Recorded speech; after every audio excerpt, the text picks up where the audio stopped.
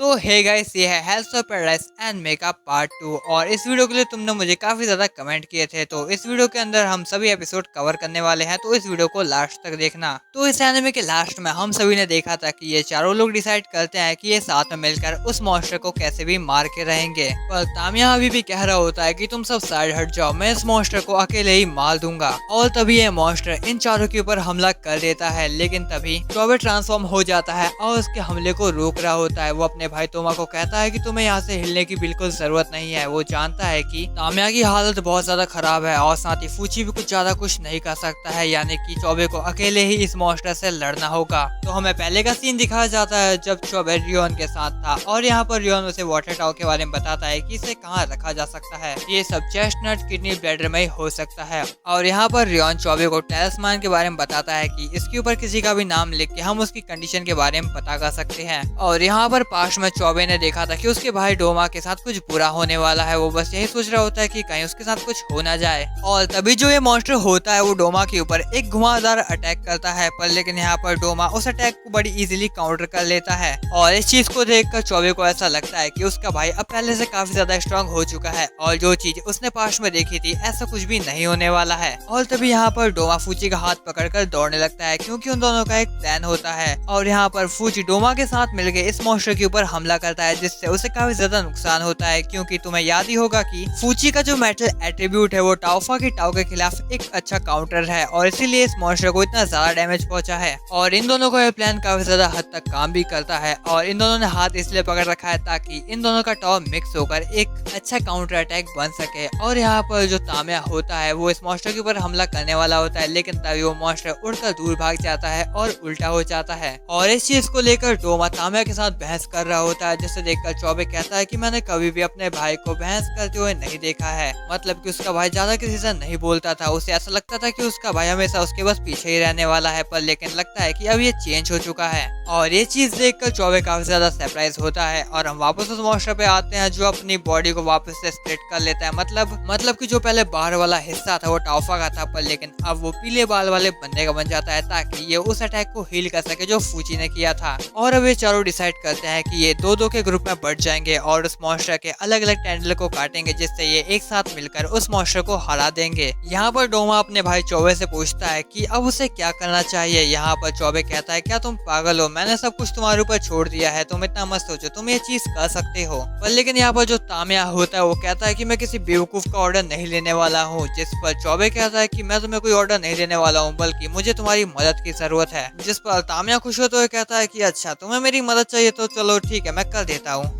पर लेकिन इतना कहने के बाद ही वो मॉन्स्टर इन सभी के ऊपर इतने ज्यादा खतरनाक अटैक करता है कि इससे बचना भी काफी ज्यादा मुश्किल हो जाता है। इनकी अच्छी बैटल चल रही होती है और तभी तामिया कहता है तो चलो ठीक है, अब हम अपने प्लान को एग्जीक्यूट कर सकते हैं, तुम्हें बस मेरे पीछे रहना है और मैं तुम्हारे लिए रास्ता क्लियर करूंगा। और ये लोग बस ऐसे ही आगे बढ़ रहे होते हैं। आगे बढ़ते हुए यहाँ पर तामिया को काफी ज्यादा चोट लगती है, तुम देख ही सकते हो क्या हो चुका है, उसके ऑर्गन्स भी डैमेज काफी ज्यादा हो चुके हैं। और फूची यही चीज देख रहा होता है और वो स्टक हो जाता है। और तभी उसके ऊपर एक हमला लगने वाला होता है, लेकिन तभी डोमा बीच में आ जाता है और ये अटैक उसे लग जाता है। और यहाँ पर डोमा फूची से कहता है कि हम ये सब बस तुम्हें उस मॉन्स्टर के पास ले जाने के लिए कर रहे हैं, तो प्लीज इस चीज पर ध्यान दो। और तभी जो तामिया होता है वो अपनी पूरी ताकत से उस मॉन्स्टर के ऊपर हमला करता है, जिससे उसके दो टुकड़े हो जाते हैं। मतलब कि टाफा और जुफा अलग अलग हो जाते हैं और इन चारों के पास एकदम सही वक्त होता है इन दोनों के ऊपर हमला करने का। फूची और डोमा टाफा के ऊपर हमला करते हैं, चौबे और तामिया जुफा के ऊपर हमला करते हैं। और इस हमले के बाद ऑलमोस्ट ये दोनों मर गए होते हैं। और यहाँ पर टाफा को मरता देख फूची को थोड़ा बुरा लग रहा होता है, इसीलिए वो उसे हक कर लेता है और उसकी बॉडी में से फूची को एक फल मिलता है।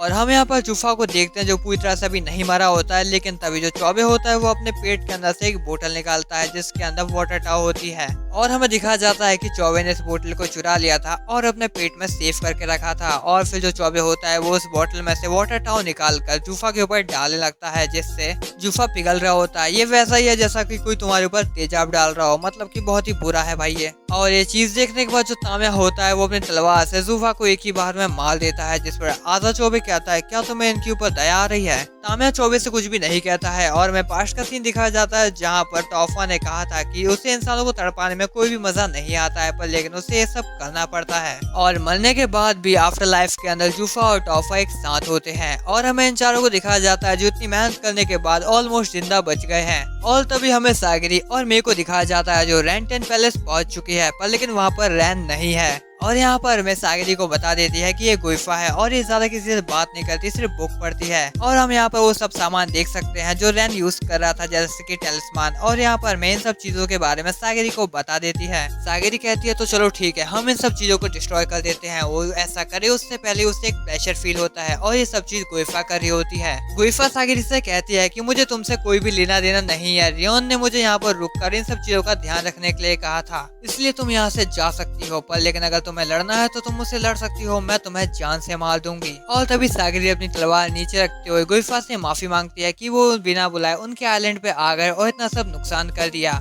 बस मैं इतना चाहती हूँ कि मैं अपने दोस्तों के साथ इस आइलैंड से चली जाऊँ और बस मैं इस फाइट को यहीं पर रोक दूंगी। गुफा कहती है तो चलो ठीक है, तुम यहाँ से जा सकती हो, और वो अपना प्रेशर रिलीज कर देती है। और तभी वो मे से कहती है कि तुमने मुझसे पूछा था ना कि आखिर रियोन कहाँ गया, तो चलो मैं तुम्हें टाओ का इल्यूजन दिखाती हूँ। और हम पहले का सीन देखते हैं जहाँ पर जो रियोन है वो वाटर गेट के पास होता है और शिप के अंदर सामान लोड कर रहा होता है। और यहाँ पर रियोन और कहीं जापान जा रहा है और अपने साथ वो काफी सारे तितलियों के एग लेके जा रहा है जो वहाँ पर जाकर हैच होंगे और इंसानों को काट कर टैल में बदल देंगे। और यहाँ पर सागरी ये सब देख रही होती है और बहुत ज्यादा शौक में होती है, जिस पर मैं कहती है कि तुम जानती हो ना, इंसानों को मारकर टैल में बदलना गलत है, तुम्हें ऐसा नहीं करना चाहिए, तुम्हें ये सब रोक देना चाहिए। और यहाँ पर गुल्फा बताती है कि आज से 100 साल पहले इस आइलैंड के ऊपर पहली बार इंसान आए थे, हमने पहली बार इंसान देखे और हमें पता चला कि उनसे कितनी अच्छी क्वालिटी का टैन बनाया जा सकता है, वो काफी ज्यादा कीमती होते हैं, होको से भी ज्यादा। और ये चीज रियोन को रियलाइज हो चुकी थी कि इंसानों का टैन काफी ज्यादा अच्छा बनेगा, और रियोन को नहीं सभी को ये चीज रियलाइज हो चुकी थी।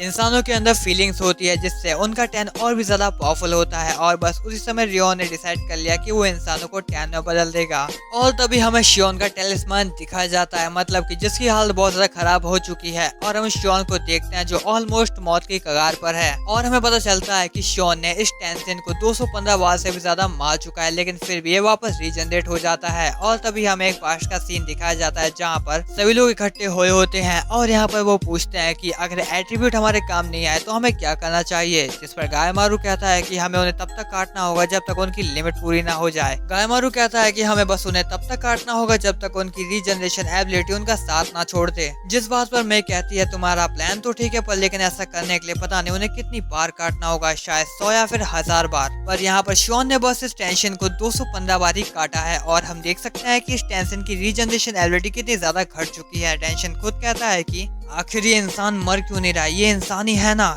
टेंशन यहाँ पर लड़ने के लिए तैयार हो जाता है और शियोन कहता है तो चलो ठीक है, मुझे इसे और भी ज्यादा बार काटना होगा। और तभी हमें शियोन का फ्लैशबैक दिखाया जाता है जहाँ पर डांजा उसके पास आया था ट्रेनिंग के लिए, और वो उससे बहुत ज्यादा रिक्वेस्ट करता है कि वो उसको स्वॉर्ड चलाना सिखाए। और हमें आइलैंड का भी सीन दिखाया जाता है जब वो लोग आइलैंड के ऊपर आए थे, और हमें इनके बीच एक बहुत ज्यादा अच्छा कनेक्शन देखने को मिलता है। पर लेकिन हम जानते हैं कि वहाँ पर जूजिन आ गया था जिसने डांजा को मार दिया था, पर लेकिन मरते हुए भी डांजा बस ये चाहता था कि कैसे भी उसके सेंसे और नोरुगाई जिंदा रहे। पहले तो शियोन उसकी मदद करना चाहता था, पर लेकिन वो जान चुका था कि वो दोनों मिलकर भी उसे नहीं हरा सकते हैं, इसलिए वो वहाँ से भाग गया था। और हम वापस प्रेजेंट में आते हैं जहाँ पर हम देख सकते हैं कि जूजिन की हालत बहुत ज्यादा खराब हो चुकी है क्योंकि शियोन ने उसको इतनी बार काट दिया है। और तभी वो अपनी थोड़ी सी टाव का इस्तेमाल करके अपने आसपास अपनी ही पड़ी लाशों को कंट्रोल करने लगता है, और ये चीज हमें पहले भी बताई गई थी। और तभी वो उन सभी बॉडीज को शियोन की तरफ फेंक देता है, ये कहते हुए कि मुझे बस थोड़ा सा समय चाहिए अपने आप को रिकवर करने के लिए। और वो उन सारी बॉडीज को शियोन की तरफ फेंक देता है, पर शियोन उन सभी को डिटेक्ट करके काट देता है और वो तुरंत ही जूजिन के ऊपर हमला कर देता है। उस हमले से जूजिन बाल बाल बचता है, पर लेकिन जो शियोन है वो अभी तक टूटी हुई तलवार से लड़ रहा है और वो अपनी तलवार का टूटा हुआ हिस्सा जूजिन की तरफ फेंकता है जो उसे लग जाता है। जूजिन काफी ज्यादा हैरान तो होता है, पर लेकिन वो अपनी बॉडी इसका वापस इस्तेमाल करके शियोन को जकड़ लेता है और पागलों की तरह हंसने लग रहा होता है क्योंकि उसे ऐसा लगता है कि उसने शियोन को मार दिया। पर हम देखते हैं कि उन बॉडीज को काटते हुए शियोन बाहर निकलता है, जिसे देखकर जूजिन काफी ज्यादा डर जाता है और वो शियोन को कहता है कि आखिर तुम एक मरे हुए इंसान के लिए इतना सब क्यों कर रहे हो, जिसके जवाब में शियोन कहता है कि जब तक वो जिंदा है तब तक उसे खुशी दुख दर्द के बारे में समझ नहीं आएगा, पर लेकिन अगर एक बार मैं तुम्हें मार दूं तो तुम्हें समझ आएगा कि आखिर मैं एक मरे हुए इंसान के लिए ये सब क्यों कर रहा हूँ। और ये सब बातें सुनकर जूजिन काफी ज्यादा डर जाता है और वो शॉन के टूटे हुए तलवार को कंट्रोल करके शॉन के ऊपर हमला करने लगता है, जिससे शॉन बच जाता है। पर हम देखते हैं कि जूजिन जो पीछे तालाब था उसमें गिर चुका है, जिस पर शॉन कहता है कि अच्छा तुम मुझसे छुपना चाहते हो, पर लेकिन ऐसा नहीं होने वाला है। और तभी हम देखते हैं कि जूजिन उस तालाब से बाहर निकलता है, पर लेकिन वो पूरी तरह से रिकवर हो चुका है और वो शॉन को कहता है कि इंसान तुम्हें क्या लगा तुम मुझे इतने आसानी से मार सकते हो। और तभी हमें गुफा का सीन दिखा जाता है जो सागरी को बता रही होती है कि वो एक ऐसी टेंशन है जिसके अंदर मेल और फीमेल दोनों फॉर्म है और वो दोनों ही एनर्जी के साथ ट्रेन करती है और वो उसकी बॉडी में सर्कुलेट होती है।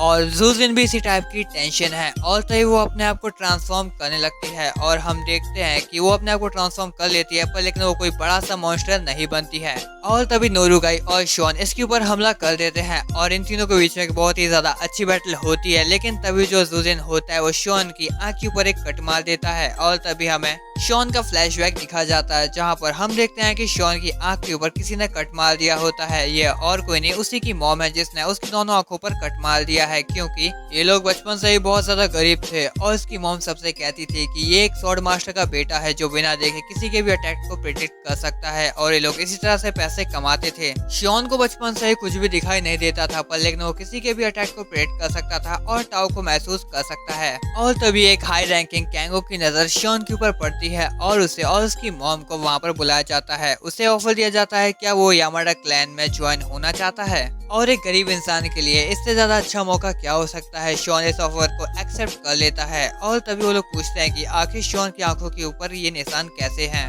और उसकी मॉम एक छोटी स्टोरी बनाते हुए कहती है कि शॉन के फादर एक स्वॉर्ड मास्टर थे और एक फाइट के दौरान शॉन को आंखों पर ऐसी चोट लग गई और बचपन से ही बस यही कहानी चलती आई। शॉन ने कभी भी किसी को सच नहीं बताया क्योंकि वो नहीं चाहता था कि उसकी मॉम को कोई हेट करे। और तभी वहाँ पर डेंजा आता है जिसका ऐसा मानना था कि किसी के भी पास्ट से कोई फर्क नहीं पड़ता, मैटर करता है बस तुम्हारा प्रेजेंट। और ये बहसबाजी डांजा शोन के साथ कर रहा था। शॉन भी इन सब बातों को सुन रहा था। डांजा का किसी से भी न डरने वाला स्वभाव और उसकी काइंडनेस शॉन को काफी ज्यादा पसंद आई और कुछ पॉइंट पर तो शॉन उससे काफी ज्यादा जलता था कि वो किसी के भी पास्ट से उसे जज नहीं करता और शॉन को लगा कि डांजा एक अच्छा इंसान बन सकता है। और तभी हम वापस प्रेजेंट में आते हैं जहाँ पर हम शॉन को देखते हैं जो जूजिन से फाइट कर रहा होता है। और तभी जूजिन शॉन से कहता है कि मैं अपने किशिकाई फॉर्म के अंदर लड़ते हुए भी अपने टाव को रिकवर कर सकता हूँ, लेकिन शॉन उसे चुप कराते हुए कहता है क्या तुमने मुझे बेवकूफ समझा हुआ है, मैं साफ साफ देख सकता हूँ कि तुमने बस अपनी बॉडी को बाहरी रूप से ही ताकतवर किया है, तुम्हारा टाव अंदर से पूरी तरह गिर चुका है और कुछ देर के अंदर तुम्हारा टाव एक नॉर्मल इंसान की तरह हो जाएगा और तब मैं तुम्हें काट दूंगा। और यहाँ पर शॉन नोरुगाई को पीछे करते हुए कहता है कि ये बहुत ज्यादा खतरनाक होने वाला है इसलिए तुम दूर हट जाओ। और यहाँ पर शॉन जूजिन का हाथ काट देता है और उसके टेंडन मतलब कि उसकी नाभि में तलवार घुसा देता है जहाँ से टाव पूरी बॉडी में जाती है। और हमें पहले का सीन दिखाया जाता है जहाँ पर लोग बात कर रहे होते हैं कि अगर तुम उसे बार बार काटोगे और उसके टेंडन में अपनी तलवार घुसा दोगे तो शायद तुम ऐसा करके उसे मार सकते हो। और यहाँ पर शॉन बिल्कुल ऐसा ही कर रहा होता है, वो उसे बार बार लगातार बस काट ही रहा होता है। और हम देखते हैं कि शॉन ने इसे इतनी बार काटा है कि इसकी ये हालत हो चुकी है और उसके टेंडन में अपनी तलवार घुसा दी है। पर लेकिन मैंने इन लोगों को कहा था कि अगर तुम ऐसा करते हो तो उसके अंदर से काफी सारी बेलें निकलने लगेंगी और तुम्हारे अंदर पीएस हो जाएंगी जिससे तुम्हें काफी ज्यादा दर्द होगा। और हम यहाँ पर देखते हैं कि ऐसा ही हो रहा होता है। यहाँ पर शॉन कहता है कि अगर ये बैटल एंड्योरेंस की है तो मैं देखना चाहूंगा कि हम दोनों में से कौन जिंदा बचता है, पर लेकिन अगर मैं मर भी जाता हूँ तो इसमें जीत मेरी होगी क्योंकि अब मैं यहाँ से दोबारा भाग नहीं सकता। शॉन को काफी ज्यादा दर्द हो रहा होता है, पर लेकिन वो कहता है कि डांसा के दर्द के सामने तो कुछ भी नहीं है। उसके लास्ट मोमेंट पे उसको बहुत ज्यादा रिग्रेट हो रहा होगा। नोरुगाई पीछे खड़े होकर ये सब देख रही होती है, काफी ज्यादा इमोशनल होते हुए कहती है कि आप तो ऐसे नहीं थे ना, तो आप ये सब क्यों कह रहे हैं। शॉन उसे बताता है कि जब जूजिन हमारे सामने आया था और डांसा ने हमें भागने के लिए कहा था तब मैं तुम्हें वहां से लेकर भाग गया था, पर लेकिन डांजा जिसने हमारे लिए अपनी जान कुर्बान कर दी उसने अपने आखिरी वक्त दर्द और रिग्रेट में बिताए। मेरा सही फैसला लेने का क्या फायदा जब हम अपने पसंदीदा इंसान को ही ना बचा पाए। मैं तो यहाँ पर रो भी नहीं सकता, इसलिए तुम बस यहाँ से चले जाओ और मुझे ये हैंडल करने दो। और नोरुगाई भी यहाँ से भागने लगती है और भागते हुए सोच रही होती है कि शॉन बिल्कुल उसकी तरह है, क्योंकि जब नोरुगाई के भी आसपास के लोग मर गए थे तब उसे भी समझ नहीं आ रहा था कि उसे क्या करना चाहिए और शॉन को भी अभी समझ नहीं आ रहा है उसे जीना चाहिए या फिर मरना चाहिए। और तभी नोरुगाई दौड़ते गिर जाती है और तभी उसे डांजा की बात याद आती है जब वो लोग शिप के ऊपर फाइट कर रहे होते हैं एक जायंट ऑक्टोपस से। और यहाँ पर डांजा ने नोरुगाई से कहा था क्या तुम यहाँ पर बैठे बैठे मरना चाहती हो। और तभी नोरुगाई को समझ में आता है कि जो शियोन है वो अभी इमोशनल होकर डिसीजन ले रहा है। और तभी नोरुगाई को इल्यूजन होने लगता है। उसके सामने डांजा आता है और उसे शॉट देते हुए कहता है कि तुम जानती हो कि तुम्हें आगे क्या करना चाहिए। और यहाँ पर जो नोरुगाई होती है वो अपनी तलवार को लेकर वापस शियोन की तरफ जाने लगती है। यहाँ पर हम शियोन को देखते हैं जिसकी आंखें बंद हो रही होती हैं। वो अपने सारे सेंसेस खो रहा होता है और वो कहता है बस मुझे थोड़ी देर तक और इसे इंड्योर करना होगा। लेकिन तभी वहाँ पर नोरुगाई आ जाती है जो शियोन को हक कर लेती है। शियोन कहता है कि आखिर तुम ये क्या कर रही हो, मैंने तुम्हें यहाँ से जाने के लिए कहा था ना। और कुछ देर हक करने के बाद शियोन उसे अपने ऊपर से हटाते हुए कहता है कि आखिर तुम ये क्या कर रही हो। जिस पर नोरुगाई कहती है कि मैं तुम्हें हक करके तुम्हारा टाओ हील कर रही हूँ। शियोन कहता है तुम्हारी बात सही है पर लेकिन तुम्हें किसी को भी इस तरह हक करना नहीं चाहिए। जिस पर नोरुगाई कहती है कि अब तुम पहले की तरह बात करने लगे हो, मतलब कि अब तुम ठीक हो चुके हो। नोरुगाई कहती है जरा इसकी हालत देखो, इसे हील होने में पूरा एक दिन लग जाएगा, इसलिए हमें इसे छोड़कर अपने दोस्तों के पास जाना चाहिए। शियोन कहता है कि हाँ पर लेकिन मुझे पहले इसे मारना होगा वरना मैं डांजा की मौत का बदला कैसे ले पाऊंगा। जिस पर नोरुगाई कहती है कि आखिर कैसा बदला, जब आप मुझे लेकर भाग रहे थे तब मैंने डांजा को देखा था, उसके चेहरे पर एक स्माइल थी और उसे रिलीफ था कि हम दोनों जिंदा बच गए। उसके चेहरे की स्माइल को देख के मुझे ऐसा लगा कि उसे किसी भी बात का रिग्रेट नहीं है। मैं उसे ज्यादा तो नहीं जानती हूँ पर लेकिन अगर हम दोनों साइलेंट से जिंदा बच गए तो मैं उसके बारे में और भी ज्यादा जानना चाहूंगी। और नोरुगाई शियोन को आकर हक कर लेती है। शियोन कहता है लगता है अभी तक वो गलत सोच रहा था, अगर वो दोनों जिंदा बच जाते हैं तो इस बात से डांजा को काफी ज्यादा खुशी होगी।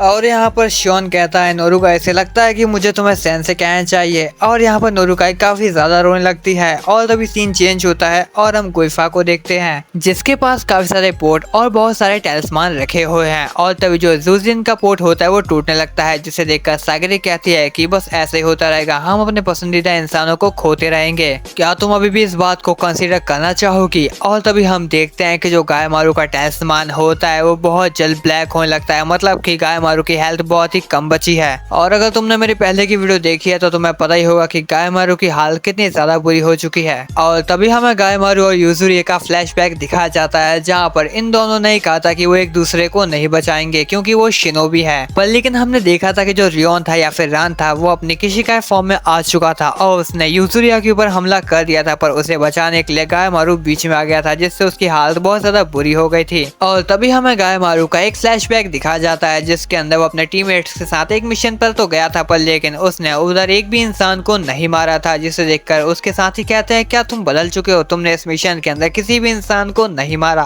पहले तो तुम मिशन पर जाने से पहले ही मार काट शुरू कर देते थे पर लेकिन अब तो मिशन पर भी तुम किसी को नहीं मारते हो, क्या शादी के बाद तुम बदल चुके हो। जिस पर गायमारू कहता है कि इस चीज से क्या ही फर्क पड़ता है, हमारा मिशन था इस चीज को चुराना और हमने इसे चुरा लिया। और फिर गायमारू घर जाकर अपनी वाइफ यूई से मिलता है और यूई ये चीज देखकर काफी ज्यादा खुश होती है कि आजकल गायमारू के ऊपर खून नहीं लगा होता है। जिस पर गायमारू कहता है कि मुझे ऐसे मिशन नहीं मिल रहे हैं जिसमें मुझे किसी को मारना पड़े, पर लेकिन तब जो शोगुनेट होता है वो गायमारू को ऐसा मिशन देता है जिसके अंदर लोगों को मारना ही पड़ेगा। गायमारू समझ जाता है कि जो वो है वो वही रहने वाला है, किसी को ना मारकर वो अपने आप को बदल नहीं सकता है। और फिर जब गायमारू घर आता है खून से सना हुआ तब वो अपनी वाइफ से कहता है कि प्लीज तुम मुझसे दूर रहो, मैं इसे क्लीन करके आता हूँ। पर लेकिन यूई गायमारू को गले लगाते हुए कहती है कि इससे क्या ही फर्क पड़ता है, तुम तो वही रहने वाले हो ना। और हम प्रेजेंट में आते हैं जहाँ पर गायमारू की आंखें बंद हो रही होती हैं और तभी वो कहता है कि अपनी वाइफ से मिलने के लिए मैं कोई भी खतरा उठा सकता हूँ और किसी भी हद तक जा सकता हूँ।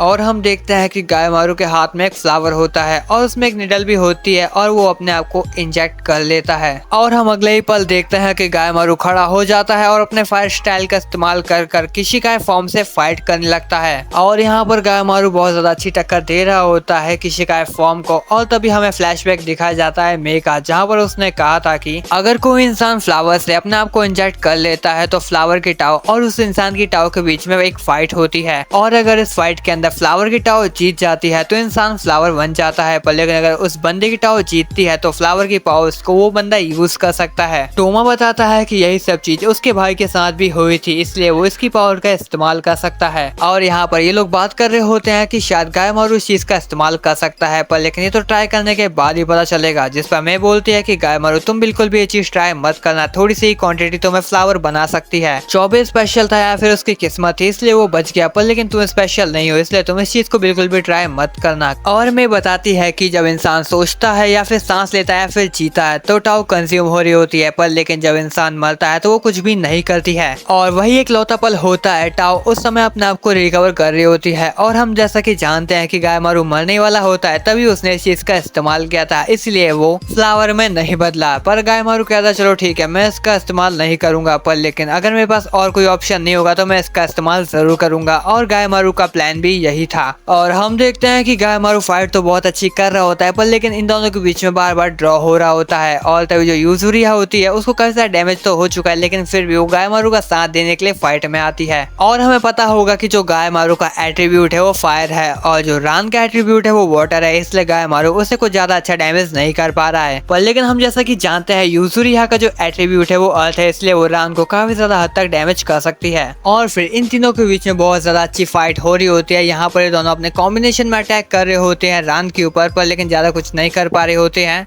और तुम्हें याद होगा कि जो रान है वो अपने किसी का फॉर्म के अंदर भी अपने ब्रेन को एक्टिव रखता है, पर लेकिन जो दूसरा टेंशन होता है मतलब कि जो और कोई टेंशन होते हैं वो ऐसा नहीं कर सकते हैं। इसलिए जो रान है वो इन दोनों के कंबाइन अटैक से काफी ज्यादा इजीली बच रहा होता है। और ये दोनों बहुत ज्यादा थक चुके होते हैं। तभी रान कहता है कि तुम्हारा टीम वर्क काफी ज्यादा कमाल का है, पर लेकिन मुझे नहीं लगता कि तुम उसके साथ मिलकर मुझे हरा सकते हो। पर तुम्हारे इस टीम वर्क से मैं कुछ ना कुछ तो सीख रहा हूँ, इसलिए तुम मुझे और कुछ दिखाओ कि तुम और क्या कर सकते हो। और तभी हमें पास्ट का सीन दिखाया जाता है जहाँ पर मैं इन सबको बता रही होती है कि कोई भी टेंशन अपने किसी का फॉर्म को 1 घंटे तक भी मेंटेन नहीं रख सकता है, क्योंकि इस फॉर्म के अंदर काफी ज्यादा टाओ कंज्यूम होती है। और तुम इस फाइट को जितना ज्यादा लंबा खींचोगे उनकी टाओ उतनी ही ज्यादा कम होती जाओगी। और यही प्लान इन दोनों का होता है। ये दोनों वापस से किसी का फॉर्म के ऊपर हमला कर देते हैं। और फिर कुछ देर बाद यहाँ पर रान की बॉडी बिखरने लगती है। उसे समझ में नहीं आ रहा होता है कि आखिर उसके साथ क्या हो रहा है। रान का अपनी बॉडी के ऊपर पूरा तो कंट्रोल था, पर लेकिन वो टाइम लिमिट से बंधा हुआ था और वो ये चीज भूल चुका था। और हम यहाँ पर रान को देखते हैं जिसकी हालत बहुत ज्यादा खराब हो चुकी है। और यही चीज देख के गायमारू उसके ऊपर हमला तो करता है, पर लेकिन इसका कुछ ज्यादा असर नहीं हो पाता है। पर लेकिन जिसके हमले का असर होगा वो है यूजुरिया। यहाँ पर रान यूजुरिया को देखते हुए कहता है कि इसकी टाव बहुत ही ज्यादा कम बची है, अगर इसने किसी वेपन के अंदर अपनी टाव को डाला तो पक्का ये मारी जाएगी। पर लेकिन फिर भी यूजुरिया अपनी कुनाई के अंदर अपनी टाव को डालती है और वो रान के टेंडन के ऊपर हमला कर देती है और यह हमला उसे लग भी जाता है। और हम गुफा को देखते हैं जिसके पास जो रान का पॉट रखा हुआ होता है वो टूटने लगता है। यूजुरिया गायमारू से कहती है कि तुम्हें इस पावर पे ज्यादा डिपेंडेंट नहीं होना है, वरना तुम फ्लावर में बदल जाओगे। गायमारू कहता है ठीक है मैं ध्यान रखूंगा, अब हमें अपने दोस्तों के पास जाना चाहिए जिन्हें हमारी मदद की जरूरत है। यूजुरिया गायमारू से कहती है कि अब मैं बहुत ज्यादा थक चुकी हूँ, इसलिए मुझे बस थोड़ा सा आराम करने दो। गायमारू कहता है कि तुम्हारा बहुत बहुत शुक्रिया मेरी जान बचाने के लिए, और वो वहाँ से चला जाता है। और हम यूजुरिया को देखते हैं जो अपने कपड़े उतार के अपनी चोट देख रही होती है और शायद हील करने की कोशिश करती है, पर उसका कुछ ज्यादा फायदा नहीं होता है। और यहाँ पर यूजुरिया अपनी बहन को याद कर रही होती है। और तभी सीन चेंज होता है और हम गुफा को देखते हैं जो नोटिस करती है कि रान का पॉट टूट चुका है। और वो वहाँ से उठकर जाने लगती है और कहती है कि मुझे ये सब रियोन को बताना होगा। पर जाने से पहले गुफा मे से कहती है कि तुम बहुत पहले जगह को छोड़कर जा चुकी थी और तुमने तब से जगह को गिरते हुए देखा है, तो अब वापस क्यों आई हो। लेकिन तभी वहाँ पर पूरी जमीन हिलने लगती है और यहाँ पर सभी लोग इसे नोटिस कर लेते हैं। और तभी वहाँ पर आ जाता है शोगुन। मतलब अब तुम सोच सकते हो कि यहाँ पर किस लेवल की मारकाट होने वाली है। और तभी हम गायमारू को देखते हैं जो उस कासल से बाहर आ चुका होता है। और तभी उसे एक फ्लैशबैक आता है जहाँ पर उन सभी ने डिसाइड किया होता है कि वो लोग अपने अपने गोल को कंप्लीट कर वाटर गेट पे मिलेंगे, जिस पर तामिया कहता है कि अगर उसमें से कोई पीछे छूट गया तो, या फिर वो टाइम से पहले वहाँ पर नहीं पहुँच पाया तो हम क्या करेंगे। जिस पर वो डिसाइड करते हैं कि जो भी पीछे छूट गया उसे छोड़कर वो लोग आगे बढ़ जाएंगे। जिस पर फूची कहता है पर लेकिन फिर भी बोट चलाने के लिए 5 लोगों की जरूरत तो पड़ेगी ना। और हम गायमारू को देखते हैं जो भागते हुए जा रहा होता है और वो सोच रहा होता है यूजुरिया की बात। उसने कहा था कि जितना ज्यादा तुम अपने आप को हील करोगे उतने ही ज्यादा तुम फ्लावर में बदलते जाओगे। और तभी गायमारू नीचे गिर जाता है, उसकी दिल की धड़कन काफी ज्यादा तेज हो जाती है और यहाँ पर गायमारू कोलैप्स हो जाता है, मतलब कि बेहोश हो जाता है। और तभी सीन चेंज होता है और हम अपनी गैंग को देखते हैं जहाँ पर इन तीनों ने अपने कपड़े उतार के रख दिए होते हैं, क्योंकि फाइट के बीच में इन लोगों के कपड़े काफी ज्यादा गंदे हो चुके थे। डोमा कहता है कि हाँ हमारे कपड़े बहुत ज्यादा गंदे हो चुके थे और हम पानी में भी गिर चुके थे।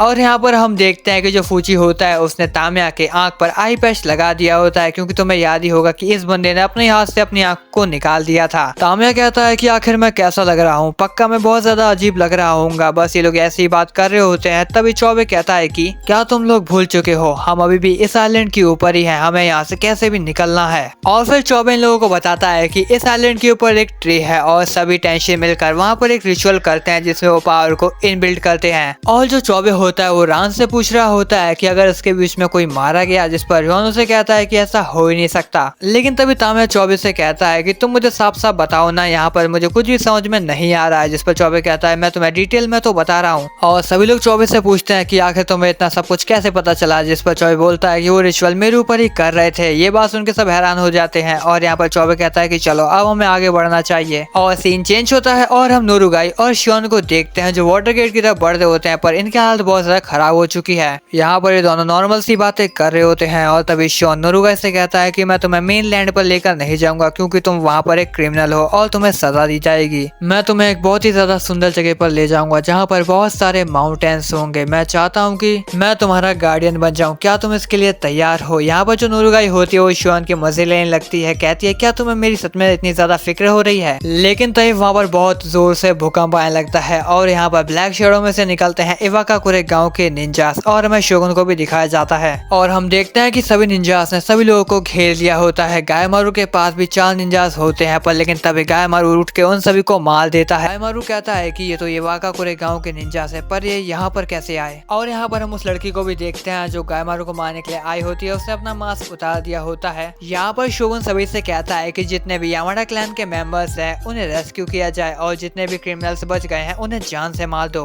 और यहाँ पर ये पल पल वाला बंदा कह रहा होता है कि ऐसा तो हो ही नहीं सकता कि तुम लोग हमारे साथ मिलकर काम कर रहे हो, जरूर तुम्हारा कोई तो प्लान होगा। और वो ये सब इस लड़की से कह रहा होता है। और हमें फ्लैशबैक दिखाया जाता है जहाँ पर विलेज चीफ ने इस लड़की से कहा था कि गायमारू को यहाँ पर लेकर आओ और उसे जान से मार देना। यहाँ पर लड़की कहती है कि हाँ हमारा एक अलग प्लान है, पर लेकिन अभी हम तुम्हारे साथ मिलकर काम कर रहे हैं क्योंकि इन सबसे भी ज्यादा खतरनाक चीज हमारे सामने है जिसका सामना हमें मिलकर करना होगा। पर लेकिन तभी हमें एक फ्लैशबैक में दिखाया जाता है कि जो ये लड़की है वो गायमारू से बचपन से ही प्यार करती है। और हमें दिखाया जाता है कि विलेज चीफ ने कहा था इन सभी निंजास को कि जो भी उस आइलैंड के ऊपर होगा उन सभी को मार देना। हमें दिखाया जाता है कि रियोन गुइफा से बात कर रहा होता है। यहाँ पर गुइफा रियोन को बताती है कि हमारे बहुत सारे लोग मारे गए हैं। रियोन कहता है कि ऐसा होना इम्पॉसिबल है। और फिर हमें 3 ग्रुप दिखाया जाता है जिसके साथ अब फाइट होने वाली है निंजास की। पहला ग्रुप है इन फूल वाले बंदों का, दूसरा है निंजास का और तीसरा है गायमारू का। यहाँ पर हम देखते हैं कि यहाँ पर चौबे का ग्रुप और साथ ही फूल वाले बंदों का और निंजास का ग्रुप आपस में फाइट कर रहा होता है। कोई भी बंदा किसी को भी मारने लगता है और हम देखते हैं कि निंजास ने शियोन और नोरुगाई के ऊपर भी हमला कर दिया होता है। शियोन कहता है कि आखिर अब ये लोग कौन है और यहाँ पर शियोन इन्हीं की तलवार का इस्तेमाल कर इन्हीं सभी को काट रहा होता है। और हम तामिया को देखते हैं जो कह रहा होता है मेरे सामने आज जो भी आ जाए मैं उन सभी को मार दूंगा।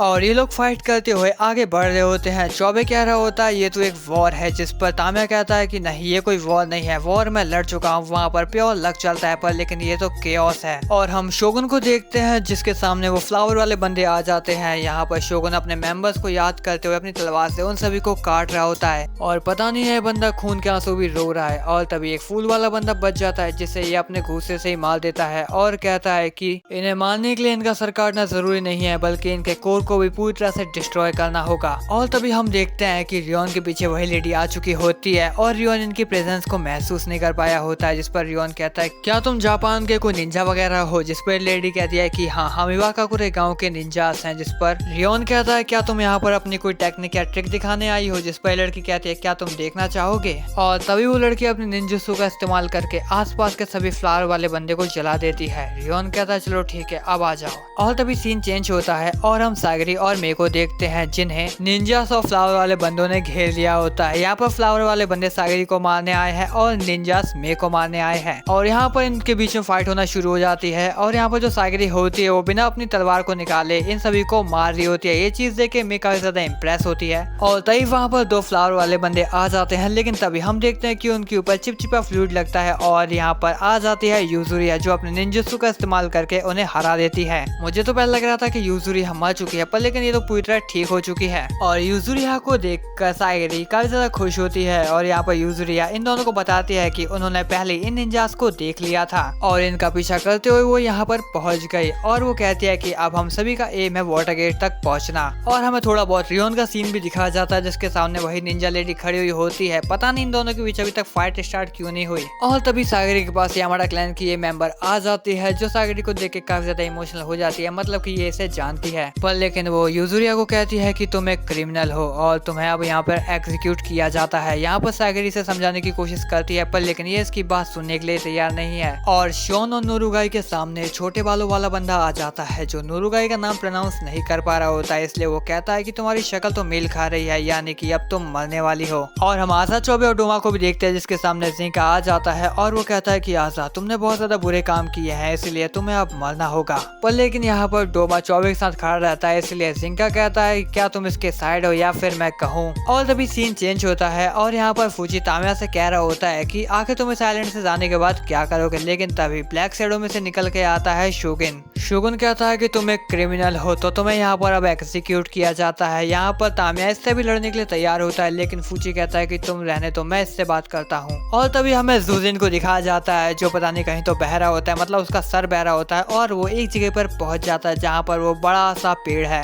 और तभी हमें गायमारू को दिखाया जाता है, जो मार काट करते हुए आगे बढ़ रहा होता है और कहता है चाहे कुछ भी हो जाए मैं अपनी फैमिली से मिलकर रहूंगा, चाहे मुझे उसके लिए किसी को भी मारना पड़े। लेकिन तभी हम देखते हैं वहाँ पर एक बड़ा सा फूल निकलने लगता है, और ये फूल नहीं होता बल्कि ये होता है जूजिन का सर। और हमें पता चलता है कि उसने गोम्बू मतलब कि उस पूरे पेड़ को अब्सॉर्ब कर लिया है। पर लेकिन गायमारू उसे देखने के बाद भी कहता है चाहे मुझे किसी से भी लड़ना पड़े, पर लेकिन मैं अपनी वाइफ से मिलकर रहूंगा। तो हे गाइस, इसी के साथ ये वीडियो यहीं पे खत्म होती है, और साथ ही हेल्स ऑफ पैराडाइज एनिमे का सीजन 2 भी। मतलब कि इस सीजन के अंदर भी हमें ये पता नहीं चला कि गायमारू अपनी वाइफ से मिल पाएगा या फिर नहीं मिल पाएगा। और साथ ही जो उसका सीजन 3 है अभी कोई उसकी अपडेट नहीं है कि वो कब आने वाला है, पर लेकिन जब भी वो आएगा मैं उसे एक्सप्लेन करने के लिए रेडी रहूंगा। पर लेकिन अगर तुम्हें देखना है कि आगे क्या हुआ तो तुम मुझे कमेंट कर सकते हो, मैं इसकी मांगा एक्सप्लेन करने के लिए रेडी हूँ। पर लेकिन तुम्हारे कमेंट आएंगे तभी। और इसी के साथ ये वीडियो पे खत्म होती है। वीडियो कैसे लगी कमेंट में बता देना। Thanks for watching this video guys.